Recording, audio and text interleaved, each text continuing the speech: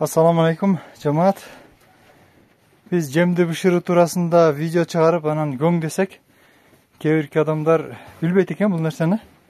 Анан ушул нерсени болсо дагы маалымат кылып чыгарып коеюн дедим да. Бул коюдун кыгы. Анан тебелегенден кийин биз жакта көп жактарда эле ушундай болсо керек. Ушинтип кургагандан кийин кыркып, басырылгандан кийин кыркып, анан жийип койсо канектеп деп коет. Кургап сонун болуп көмүрдөй эле болуп калат да. Бул табы почти көмүрдөй эле болуп калат. Анан бунун бир жакшы жери, бунун күлү дагы пайдалуу. Туугандар, көмүрдүн күлүндөй эмес, жерге да пайдалуу. Азык боло турган нерсе. Мына ушундай болот экен туугандар. Азыр жумшак кези. Көбүнчөсү буну жазга маал койлор жайлоого кеткенден кийин кыркышат. Бизде басып деп коет, тээп деп коет, чыгарып деп коет, ушундай нерсе туугандар. Анан кайсыл жакта кандай бул нерсени колдоносуздарбы? Баягы бир учурда Курманбек Салиевич Бакиев айткан сөзү бар эле, тизегиңерди камдагыла кышка депчи. Ал бир жакшы маанидә айтылган сөз болчу, албетте көп бурмаланып кетти.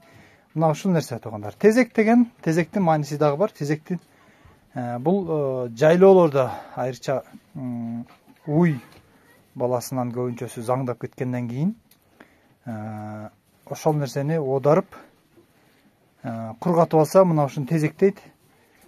Терип арар жерден кургаган уйдун көңдөрүн терип келип капка салып жаккан жайлоолордогу нерсе, көбүнчөсү ушу жайлоолордо колдонулган нерсе бул тезек деп айтылат экен.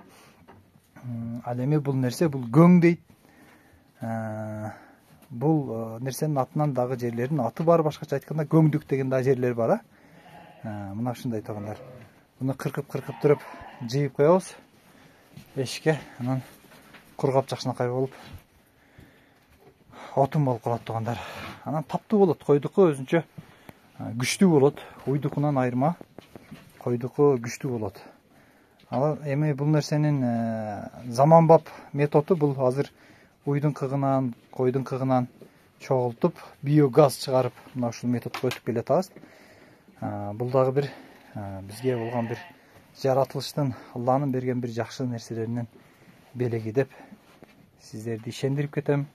Айрыкча кийинки муун жаштар, айрыкча шаарда чоңойгон жаштар мына ушул нерселерден алыс калып баратат. Бул эле нерсе эмес, буудайдын дагы кантип өсүп кандай ун болушун дагы билбеген жаштар өсүп келатат. Туугандар, катуу кетсе кечиресиздер, ашыкча маалымат болсо буну да кечиресиздер.